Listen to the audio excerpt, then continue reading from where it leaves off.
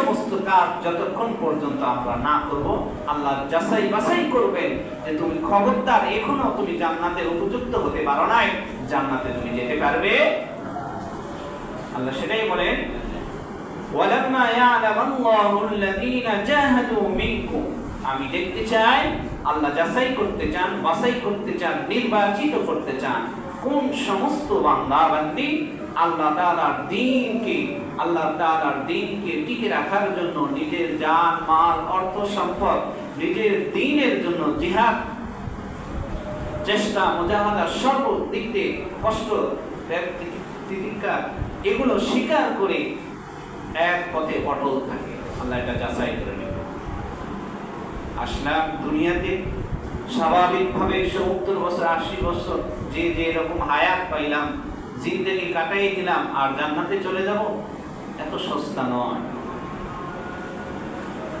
দুনিয়াতে সাধারণত ভাবে আমরা একটা কাজ করি, সেই কাজের বিনিময়ে আমি আপনি কিছু পেয়ে থাকি। যদি সাধারণ মানুষ রচিত আইন যদি এইরকম হয়, যিনি আমার আপনার স্রষ্টা, যিনি আহকামুল হাকিমিন সর্ববিচারের বিচারক, যিনি, তেনার বিচারটা কেমন হবে একবার আমরা চিন্তা করি। আল্লাহ বলেন, ওই সময় পর্যন্ত আমি দেখব তোমরা জান্নাতে প্রবেশ করতে পারবে না যতক্ষণ পর্যন্ত আমি দেখব না যে তোমাদের মধ্যে গিয়ে আল্লাহ তাআলার রাস্তায় জিহাদ করে। এখানে জিহাদের অর্থ যে কোনো ভাবে নেওয়া যেতে পারে। জিহাদের অনেক অর্থ। একটা সশরীরে জিহাদের ময়দানে দ্বীনকে প্রতিষ্ঠিত করার জন্য যুদ্ধের ময়দানে অংশগ্রহণ করা এক, আরেকটি জিহাদের ময়দানে ওইভাবে অংশগ্রহণ করা যে খারাপ জিনিস আপনার চোখের সম্মুখে পড়ে গিয়েছে, আপনার চোখের সম্মুখে উপবিষ্ট হয়েছে খারাপ জিনিস, ওই খারাপ জিনিসকে মাইনাস করে ওখান থেকে ভালোয় পরিণত হওয়া, ওখান থেকে ফিরে আসা, এটা আরেকটা জিহাদ, নফসের জিহাদ।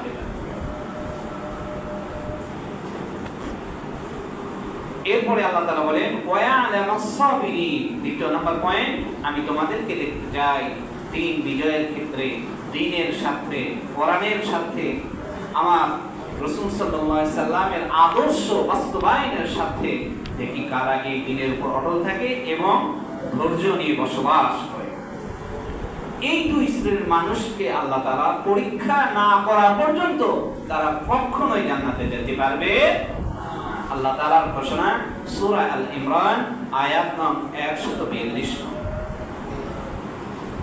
আজকের যেহেতু আলোচ্য বিষয় কুরবানি সংক্রান্ত তৃতীয় পাঠ, কুরবানির মোটামুটি 68টি মাসালা আছে। এই মাসালা যদি আমরা অধ্যয়ন করতে পারি, যারা আমরা কুরবানি করব তাদের জন্য সামনের দিনগুলো ভালোই হইবে, সেই আশা ব্যক্ত রেখে আমি সরাসরি মাসালাগুলো আজকে বলবো ইনশাআল্লাহ। দেখেন, প্রথম নাম্বার প্রশ্ন, কুরবানির পশু থেকে জবাইয়ের আগে উপকৃত হওয়া যাবে কিনা? মনে করেন 1 মাস আগে, কুরবানির 1 মাস আগে আপনি গরু ক্রয় করেছেন বা ছাগল, যেটাই হোক না কেন, যেটা দ্বারা উপকৃত হওয়া যায় সাধারণত ভাবে। তো গরু দ্বারাই আমরা ধরে নিই, গরু, মহিষ, ওট এগুলোই ধরে নিই। যদি কোনো ব্যক্তি 1 মাস আগে বা 15 দিন আগে বা 20 দিন আগে ক্রয় করে নেওয়ার পর এই শ্রেণীর এই পশু দ্বারা যদি কোনো উপকৃত অর্জন করে বা উপকৃত হয়, এটা ইসলামী বৈধতা আছে কিনা? শরীয়ত বলছে যে না, কুরবানি পশু দ্বারা উপকৃত হওয়া ইমামে আবু হানিফা রাহিমাহুল্লাহর নিকট বৈধতা নাই, অন্যান্য ইমামের কাছে বৈধতা আছে। তো কেন নাই? যেহেতু আপনি কি জন্য ক্রয় করছেন, সবাই বলেন কি জন্য পশুটা ক্রয় করা হয়?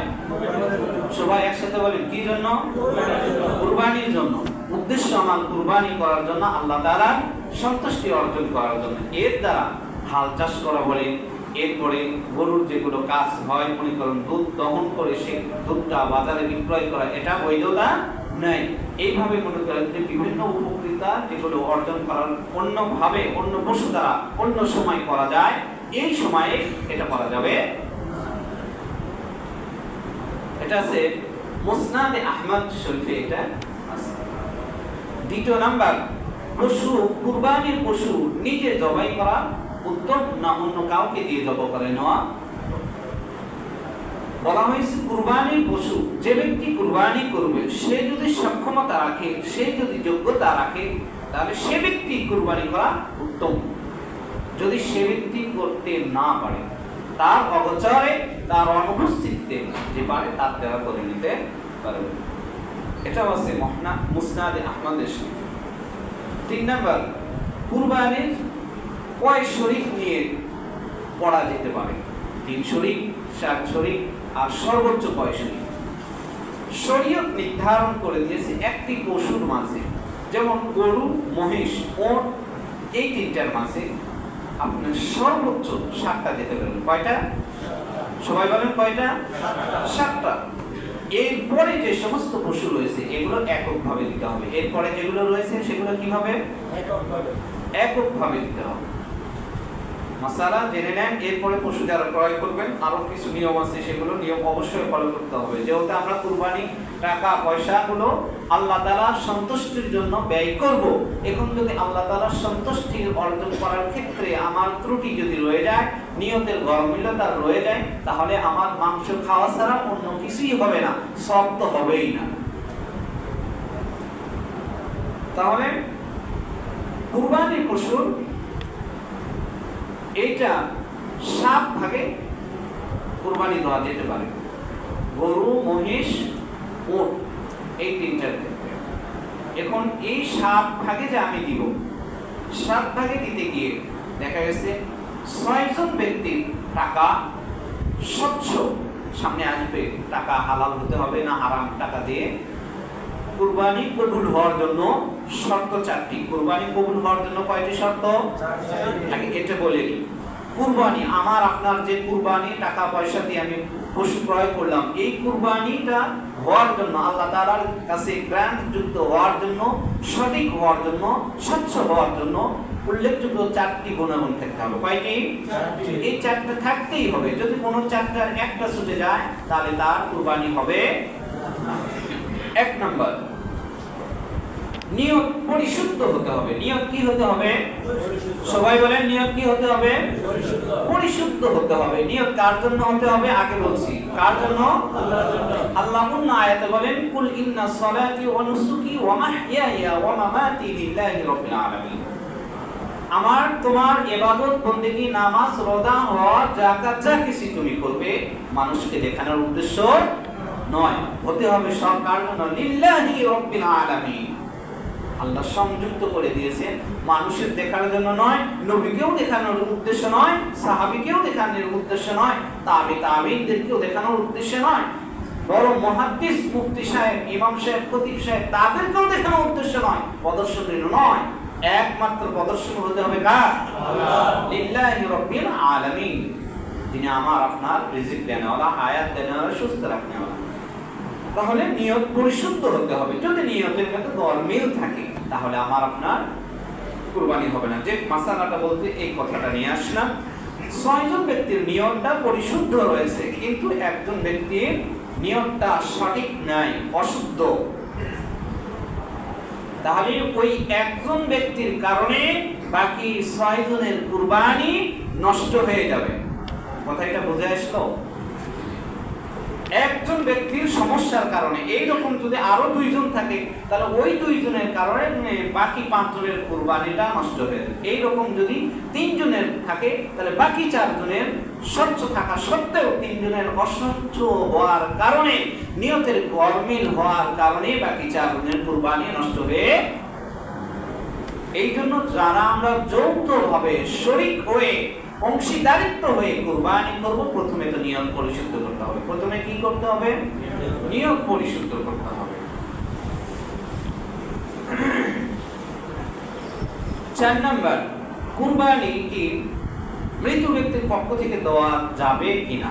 মনে করেন আপনার বাবা, মা, আত্মীয় স্বজন যারা চলে গিয়েছে তাদের নামে কুরবানি হবে কিনা? কুরবানিটা একমাত্র আল্লাহর জন্য, এটা তো 1 নম্বর পয়েন্ট, এটা তো থাকতেই হবে। হ্যাঁ, এখন মৃত ব্যক্তির অর্থ সম্পদ আমরা ভক্ষণ করতেছি, যে আমার মা এই অর্থ সম্পদ, আমার বাবার এই অর্থ সম্পদ, আমি এগুলো ব্যবহার করতেছি, আমার মালিকের হুকুম আমার মার পক্ষ থেকে, মার অর্থ সম্পদ থেকে, আমার বাবার অর্থ সম্পদ থেকে আমি আল্লাহ তাআলাকে রাজি খুশি করার জন্য, আল্লাহর সান্নিধ্য পাওয়ার জন্য, আল্লাহর কাছে তারা সম্মানিত হওয়ার জন্য, আল্লাহর কাছে তারা ভালো থাকার জন্য এই কুরবানির পশুটাকে তোমার রাস্তায় উৎসর্গ করে দিলাম। এইরকম পরিশুদ্ধ নিয়ত থাকতে হবে। যদি এরকম থাকে তাহলে মৃত ব্যক্তির পক্ষ থেকে কুরবানি করা যাবে, এটা হবে নফল। আর যদি মৃত ব্যক্তি অনর্পণ, মনে করেন কোনো এক ব্যক্তি মারা যাওয়ার আগে বলে গিয়েছে ছেলেকে, আমি মারা যাওয়ার পর তুমি এবছর কুরবানি করবে, ওই ব্যক্তির উপর বা তার ছেলের উপরও আপনার কুরবানি ওয়াজিব হয়ে গিয়েছে, তাহলে এখানে দুইটাই দিতে হবে, বাবারটাও দিতে হবে, ছেলেরটাও দিতে হবে। ছেলেরটা তার উপর ওয়াজিব দিতে হবে, সে কুরবানির উপযুক্ত নেশার পরিমাণ মাল তার কাছে আছে। 7.5 ভরি স্বর্ণ, 52.5 তোলা রূপ্য বা এর সমপরিমাণ টাকা পয়সা, ব্যবসা বাণিজ্য, বিভিন্ন কিছু প্রতিষ্ঠান, ক্ষেত খামার থাকে, সেগুলো দ্বারাও নেশার পরিমাণ যদি হয় তাহলে কুরবানি ওয়াজিব হবে, সেটা আসবে সামনে। তো সেই ব্যক্তির দুইটা ওয়াজিব হবে, বাবারটাও হবে, তারটাও হবে। এখন বাবার পশু যেটা, সেটা তো কুরবানি করলে এই মাংসটা কি করবে এর হুকুম। প্রথমে আসি, তার ছেলে যেটা ওয়াজিব সেটা তো সে খেতে পারবে, নিজে খেতে পারবে, সমস্যা নেই। কিন্তু বাবা যেটা ওসিয়ত করে গিয়েছে, তার বাবা যেটা ওসিয়ত করে গিয়েছে, এই ওসিয়তকৃত কুরবানির পশুর মাংস সে নিজে খেতে পারবে না, সমাজের অসহায় গরিব মিসকিনদের মিলে দিতে হবে। যদি কেউ না দেয় তাহলে গুনাহগার হবে, ওয়াজিব ছেড়ে দেওয়ার গুনাহ। 6 নাম্বার, কুরবানির পশুর গোশত গৃহকর্মী ও জবাইকারী যে জবাই করে দেয় তাকে দেওয়া যাবে কিনা। গৃহ আরো যে সমস্ত লোকজন, মনে করেন বাসার চাকর চাকরানি যারা রয়েছে, এরা আপনার কুরবানির গোশত বা কুরবানির পশুটাকে প্রসেসিং করলো বা সুন্দর করে কাটাকাটি করে দিল, আর যে জবাই করে দিলে একে দেওয়া যাবে কিনা। শরীয়ত বলছে, ইসলামিক দৃষ্টিকোণ থেকে বলা হয়েছে, কুরবানির পশুর কোনো কিছু পারিশ্রমিক হিসেবে দেওয়া জায়েজ নয়। কুরবানির পশুর মাংস দিলে না, সে কি মাংস দিয়ে শোধ, এমন নয়। তার প্রথমত আগে জাত দিয়ে আপনি কাজ করে নেন, যে ব্যক্তি দিয়ে আপনি কাজ করে নেন না কেন, কুরবানির পশুর গোশতটা প্রসেসিং করার জন্য, আর জবাইকারীকে প্রথমত আপনি যা পারেন হাতিয়া সেটা আগে প্রথম দিতে হবে, নির্ধারণ করে তাকে দিতে হবে। এরপরে যদি আপনি তাকে কুরবানির মাংস থেকে বা অংশ থেকে কিছু হাদিয়া স্বরূপ দেন সেটা ভিন্ন কথা, তবে প্রথমত তার পারিশ্রমিক আগে দিতে হবে। প্রথম নাম্বার কি শর্ত, পারিশ্রমিক আগে দিতে হবে। সেটা ওই সময়ের উপর ডিপেন্ড করবে। হয়তো মনে করেন 1 ঘন্টা বা 2 ঘন্টা সময়, 1 ঘন্টা বা 2 ঘন্টা সময় কথার কথা ধরে নিলাম 200 বা 250 টাকা সে, এই 200-250 টাকা প্রথমে তাকে আগে দিতে হবে। এই 200-250 টাকা দেওয়ার পর এরপরে যদি আপনি চান যে আমার পশু সে জবাই করে দিচ্ছে ওই রকম না, আমি এমনিতে খুশি হয়ে তাকে কিছু হাদিয়া দিলাম, সেটা ভিন্ন কথা, সেটা দেওয়া যাবে। এরপরে কুরবানি পশুর গোশত, চর্বি ইত্যাদি এইগুলো বিক্রয় করতে পারবে কিনা। ইমাম আবু হানিফা রাহিমাহুল্লাহর নিকট বা অন্যান্য ইমামের নিকট বৈধই নাই, ইমাম আবু হানিফার নিকটও বৈধ নাই। যদি কেউ বিক্রয় করে তাহলে তার সমপরিমাণ মূল্য সাদাকা করে দিতে হবে। 7 নাম্বার, কুরবানি মৃত ব্যক্তির পক্ষ থেকে, এটা আগের মতনই আর কি, লাস্টে একটু কথা, যে যদি ওসিয়ত করে যায় তাহলে তার গোশত খাওয়া যাবে না, বরং সেটা অন্যকে দিতে হবে। এরপরে কুরবানির পশুর বয়স কতটুকু হতে হবে, কোন পশুর কতটুকু বয়স এটা হতে হবে। গরু, মহিষ, ওট, এই তিনটা, গরু, মহিষ, ওট, এই তিনটা, বা ওটের কমপক্ষে 5 বছর, ওটের কমপক্ষে কয় বছর, ওটের কমপক্ষে কয় বছর, 5 বছর। এরপরে গরু আর মহিষের কমপক্ষে কয় বছর, 2 বছর আপনার অতিবাহিত হতেই হবে। আমরা দাঁতার সাথে, দাঁত সে কিনা এর সাথে সম্পর্ক নয়, বয়সের সাথে সম্পর্ক। গরু আর মহিষ এটা আপনার বয়সের সাথে সম্পর্ক। যদি 2 বছর উপক্রম হয়ে যায়, 2 বছর হয়ে গিয়েছে, মনে করেন গতবার কুরবানির ঈদের আগের দিন একটা পশু জন্মাইয়েছে, এখন আজকে মনে করেন কুরবানি আগের দিন এসে গেছে, তাহলে এর পরিপূর্ণ 2 বছর হয়ে গেছে বা 1 বছর। এইরকম যদি 2 বছর অতিবাহিত হয়ে যায়, একদিনও যদি বাকি না থাকে, পরিপূর্ণ যদি 2 বছর হয়ে যায়, তাহলে এই পশু দ্বারা কুরবানি করার বৈধতা রয়েছে। এখন যদি 1 বছর 1 দিন কম থাকে, তাহলে ওই পশু দ্বারা ইমাম আবু হানিফা রাহমাতুল্লাহ আলাইহির নিকট কুরবানি করার বৈধতা নাই। 2 নাম্বার, ছাগল, ভেড়া ও দুম্বা। ছাগল, ভেড়া ও দুম্বা এই 3টি প্রাণীর কমপক্ষে 1 বছর যেতে হবে। কমপক্ষে কয় বছর? 1 বছর অতিবাহিত হতে হবে। দাতার সাথে সম্পর্ক নয়। গরুরও তাই, মহিষেরও তাই, ওটেরও তাই, দাতার সাথে কোনো সম্পর্ক নাই। ওটে 5 বছর, গরু আর মহিষ 2 বছর, ভেড়া, দুম্বা, ওট, ভেড়া, দুম্বা আর ছাগল এই 3টা হচ্ছে 1 বছর। ভেড়া, দুম্বা আর হচ্ছে যে ছাগল এই 3টার 1 বছর অতিবাহিত হতে হবে। যদি 1 বছর অতিবাহিত হয়ে যায়, তাহলে এই পশু দ্বারা কুরবানি করা বৈধতা রয়েছে। এরপরে এইদিকে আমি বলছি কুরবানি কবুল হওয়ার জন্য শর্ত কয়টি বলছিলাম? 4টি। 1 নম্বরে নিয়ত পরিশুদ্ধ হতে হবে। কি হতে হবে বলেন? নিয়ত পরিশুদ্ধ হতে হবে। নিয়ত পরিশুদ্ধ কথা বলতে গিয়ে এই সমস্ত মাসালা বললাম। 2 নাম্বার, হালাল টাকায় কুরবানি দিতে হবে। কি টাকা দিয়ে? সবাই বলেন কি টাকা দিয়ে? মনে করেন কোন ব্যক্তি এনজিও থেকে বা বিভিন্ন সুদে কারবারি থেকে, বিভিন্ন জায়গা থেকে, যেভাবেই হোক, হারামের অনেক সাইট রয়েছে, সেটা আপনারা ভালো জানেন।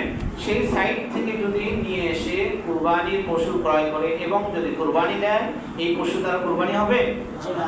কেন হবে না? কথা বলেন, কেন হবে না? হারাম মিশ্রিত যে বস্তুর মাঝে ওই বস্তুতে নিজেই অপবিত্র, সে কোনো সময় পবিত্র জিনিস করতে পারার যোগ্যতা রাখে না, বিধায় সে হারামি। 2 নম্বর পয়েন্ট, হালাল টাকায় কুরবানি দিতে হবে। হালাল টাকা ছাড়া যদি কুরবানির পশু 1000টা দেয়, 10টাও যদি দেয়, এর মাঝে যদি 1 ফোঁটা হারাম মিশ্রণ থাকে, ওই 5টা কুরবানি দেন, 2টা দেন, 4টা দেন, যে কয়টাই আপনার দিবেন না কেন, যেগুলোর ভিতরে হারাম মিশ্রিত রয়েছে, সেই সমস্ত পশুর কুরবানি বৈধতা নয়, বরং হারাম। 3 নাম্বার, শরীয়ত অনুপাতে কুরবানি দেওয়া। শরীয়ত যেভাবে কুরবানি করার পদ্ধতি দেখিয়ে দিয়েছে, ইব্রাহিম আলাইহিস সালামের সন্তান হাবিল থেকে ইব্রাহিম আলাইহিস সালাম ইসমাইল আলাইহিস সালামের ইতিহাস থেকে, তার জায়গাতে ওটকে যে জান্নাত থেকে নিয়ে এসে কুরবানি দেওয়া হলো, আল্লাহ তাআলার পক্ষ থেকে দেওয়া হইল, সেখান থেকে ইতিহাস যে আমরা কিভাবে কুরবানি করব। প্রথমত পশুর জন্য যেগুলো প্রস্তুত গ্রহণ করা, যেমন রশি, আরো বিভিন্ন কিছু, তার শ্বাস নালীটা সুন্দরভাবে ধরতে হবে, তার পা গুলো সুন্দরভাবে ধরতে হবে।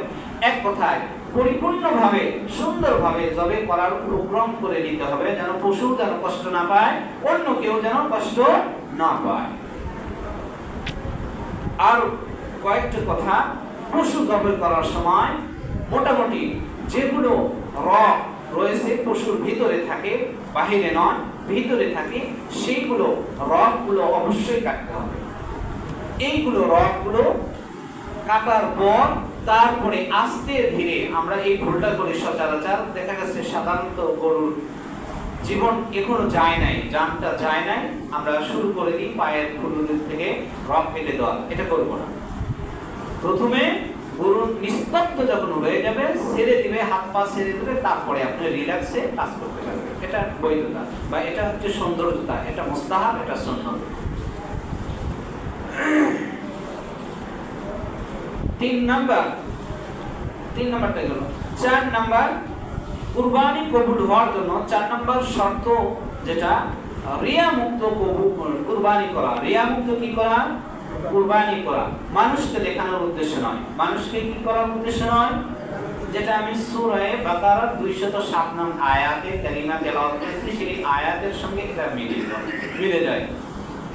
মানুষকে দেখানোর উদ্দেশ্যে কুরবানি করা যাবে না। এক কথায় কোন ইবাদতই বলেন, যে কোনো কাজই, সব কাজ বলেন, মানুষকে দেখানোর উদ্দেশ্যে করা যাবে না।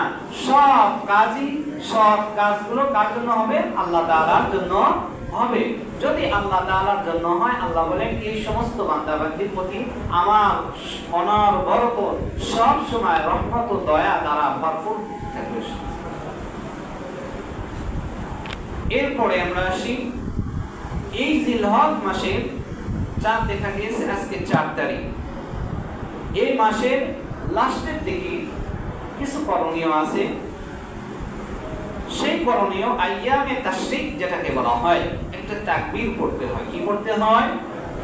প্রত্যেক বয়স্ক, প্রাপ্তবয়স্ক পুরুষ ও নারীদের উপর এটা একবার পড়া ওয়াজিব।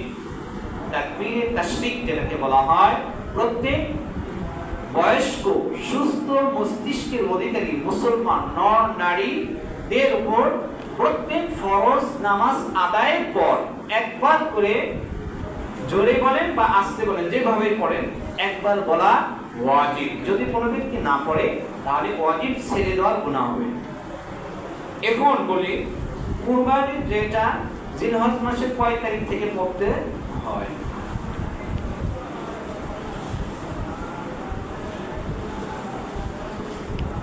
আইয়ামে তাশরিক যেটাকে বলা হয়, জিলহজ মাসের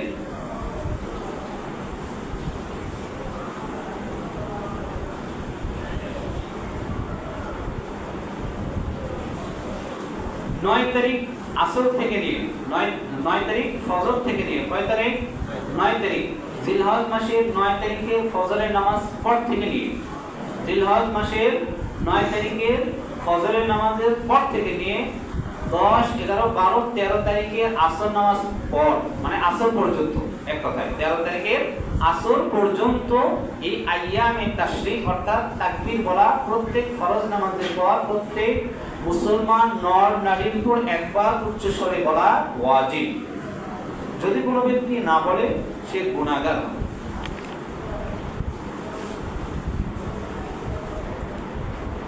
কুরবানি কয় তারিখে করা উত্তম, বা কুরবানির যে একটা নির্ধারিত সময় রয়েছে, এই সময়ের 10, 11, 12 এই 3টা দিনে কয় তারিখে কোন সময় কখন করবে কুরবানি, এখন সেগুলো আমরা নিয়ে। কুরবানি কার উপর ওয়াজিব? কুরবানি কার উপর ওয়াজিব? সুস্থ মস্তিষ্কের অধিকারী ওই মুসলমান, ওই নর নারী যারা, যাদের উপর নেশার পরিমাণ মাল আছে, সেটা পুরুষ হতে পারে, নারী হতে পারে, যে কোনো ব্যক্তি হতে পারে, প্রাপ্ত বয়স্ক হতে হবে। যদি অপ্রাপ্ত বয়স্ক হয় তার আবার হবে না, সেটা কথা আসবে ইনশাআল্লাহ। কুরবানি 10 জিলহজ ফজর থেকে 12 জিলহজ সূর্য অস্ত পর্যন্ত। কুরবানি কোন সময় পর্যন্ত? 10 জিলহজ ফজর থেকে নিয়ে। কোন ব্যক্তি যদি 10 জিলহজে কুরবানি করতে চায় পারবে। এখান থেকে 10, 11, 12 জিলহজের সূর্যাস্ত পর্যন্ত, সূর্যাস্ত পর্যন্ত এই ব্যক্তি এই 3 দিনের মধ্যে যে কোনো একদিন যদি তার কাছে নেশার পরিমাণ মাল এসে যায়, মাল জমা হয়, তাহলে এই 3 দিনের কোনো একদিন সে কুরবানি করতে পারবে। তাহলে কুরবানি কোন দিন করবে? 10 জিলহজের ফজর থেকে নিয়ে 12 জিলহজের সূর্যাস্ত পর্যন্ত কুরবানি করতে পারবে। এখন সম্পদের ধরনটা কেমন হবে, কি পরিমাণ সম্পদ থাকলে তার উপর কুরবানি ওয়াজিব হবে? যাকাতের যে নেশাব আমরা শুনিয়েছি, জানিয়েছি, ওই নেশাবটাই এখানে, ওখানে ছিল যাকাতের জন্য শর্ত এটা 1 বছর অতিবাহিত হতে হবে, আর এখানে 1 বছর নয়, এখানে এই 3 দিন উল্লেখিত, ওই 3 দিনের যে কোনো একদিন যদি কোনো ব্যক্তির নিকট এই সম্পদ থেকে থাকে, তাহলে ওই ব্যক্তি বা ওই নারীর উপর কুরবানি করা ওয়াজিব। যাকাত সম্পদের ধরন নগদ টাকা, সোনা, রূপা বা ব্যবসার পণ্য কিংবা অপ্রয়োজনীয় আসবাবপত্র, এইগুলো জিনিস যদি কোনো ব্যক্তির কাছে থেকে থাকে, যেটা আমি আগে বললাম 7.5 ভরি স্বর্ণ আর 52 তোলা রূপ। এইগুলো এই দুটার ভিতরে যে কোনো একটা বা টাকা পয়সা, দেখা গেছে একজনের কাছে স্বর্ণ নাই কিন্তু রূপাও নাই কিন্তু টাকা পয়সা অনেক আছে, যেগুলো হিসাব করলে দেখা যায় 7.5 ভরি স্বর্ণ বা 52 তোলা রূপার সমপরিমাণ টাকা ওভারটেক করে যায়, তাহলে এই সমস্ত ব্যক্তি বা ব্যক্তির কাছে যদি টাকা থেকে থাকে তাহলে এদেরকে কুরবানি করা ওয়াজিব।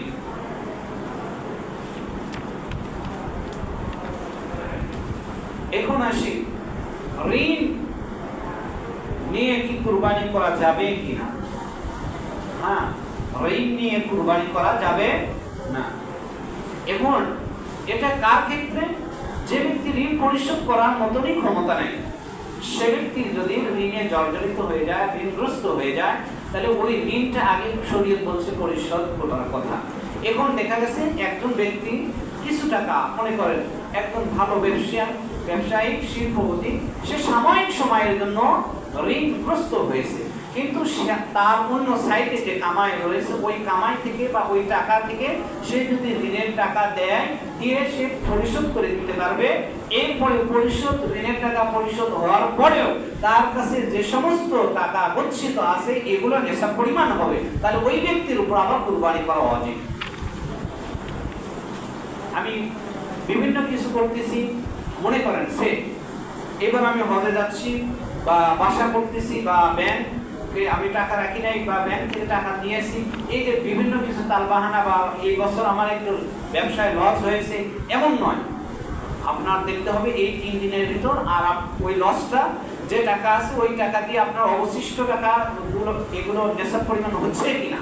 যদি নেশাব পরিমাণ হয় তাহলে কুরবানি ওয়াজিব, আর যদি নেশাব পরিমাণ না হয় তাহলে ওয়াজিব হওয়ার কোনো সুযোগ নেই।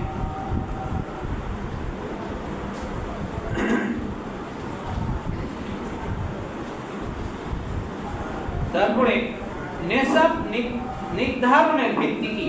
নেশাব কয়দিন থাকবে?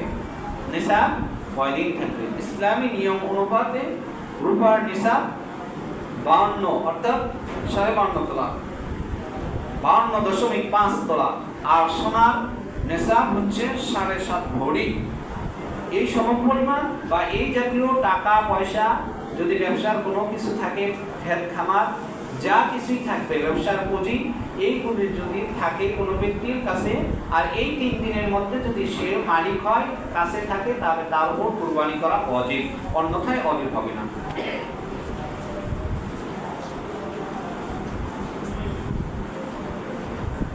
এখন আগে বলছিলাম কয় তারিখের মধ্যে কুরবানি করতে হবে, সেটা বলছি জিলহজ মাসের 10, 11, 12 যে কোনো একদিন কুরবানি করতে পারবে, এটা বলছি।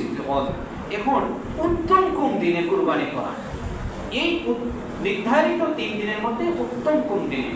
তো বলা হয়েছে 10 তারিখে কুরবানি করা উত্তম। 10 তারিখে কুরবানি করা কি উত্তম? এখানে আরেকটি মাসআলা, যদি কোনো ব্যক্তি মনে করেন আমাদের এখানে ঈদের নামাজের আগে কোনো ব্যক্তি যদি ইচ্ছাকৃতভাবে ঈদুল আজহার নামাজ আদায়ের পূর্বেই কুরবানি করে, তাহলে কুরবানি হবে না। কারণ ঈদের আজহার নামাজ ওয়াজিব, এটা আগে আদায় করতে হবে, পরেরটা আরেকটা বিধান, এটা আবার আদায় করতে হবে। কোন সময়? যখন সূর্য একটু মানে উদিত হবে, এই সময়। আচ্ছা, দ্বিতীয় নাম্বার, নাবালেগ ও বালেগ কিন্তু সুস্থ মস্তিষ্কের অধিকারী নয়। নাবালেগ ব্যক্তির এমন অর্থ সম্পদ রয়েছে যে অর্থের কারণে তার উপর কুরবানিটা ওয়াজিব হয়, কিন্তু এখনো সে কি অপ্রাপ্ত, নাবালেগ, পরিপূর্ণ প্রাপ্তবয়স্ক হয় নাই। শরীয়ত বলছেন সে নাবালেগ থাকার কারণে হাজারো সে সম্পদের মালিক হোক, তার উপর কুরবানি ওয়াজিব হবে না। কারণ কি? সে এখনো অপ্রাপ্তবয়স্ক রয়েছে। এক। দ্বিতীয় নাম্বার কথা, বালেগ প্রাপ্তবয়স্ক ব্যক্তি, এই ব্যক্তি যদি সুস্থ মস্তিষ্কের অধিকারী, আর আগেরটা সুস্থ মস্তিষ্কের অধিকারী, দ্বিতীয় নাম্বারটা বালেগ ব্যক্তি পরিপূর্ণ হয়েছে, সুস্থ মস্তিষ্কের অধিকারী নয়, সুস্থ মস্তিষ্কের অধিকারী নয়, কিন্তু এই পরিপূর্ণ বালেক ব্যক্তি তার যে অর্থ সম্পদ রয়েছে এই অর্থ সম্পদ থেকে কুরবানি করা ওয়াজিব। কিন্তু সমস্যা কি, তার সুস্থ মস্তিষ্কের সে অধিকারী নয়, শরীয়ত বলছে তার পক্ষেও কুরবানি দেওয়া ওয়াজিব নয়। সমস্যা এখানে কি, তার মস্তিষ্ক ঠিক নাই, যাহার কারণে তার উপর নিসাবটা পরিপূর্ণ আসছে, কিন্তু মস্তিষ্ক ঠিক না থাকার কারণে শরীয়ত বলছে মস্তিষ্ক যেহেতু ঠিক নাই তার কুরবানি করার দরকার নাই বা ওয়াজিব নয়। আর আগেরটা সে ব্যক্তি অপ্রাপ্ত বয়স্ক কিন্তু সুস্থ মস্তিষ্কের অধিকারী, আর এমত অবস্থায় সে তার উপর কুরবানির নিসাব আসতে কুরবানির ওয়াজিব হয়ে গেছে, কিন্তু শরীয়ত বলছে যে না, সে এখন অপ্রাপ্ত বয়স্ক বিধায় অপ্রাপ্ত বয়স্ক থাকা অবস্থায় তার জন্য কুরবানি ওয়াজিব হবে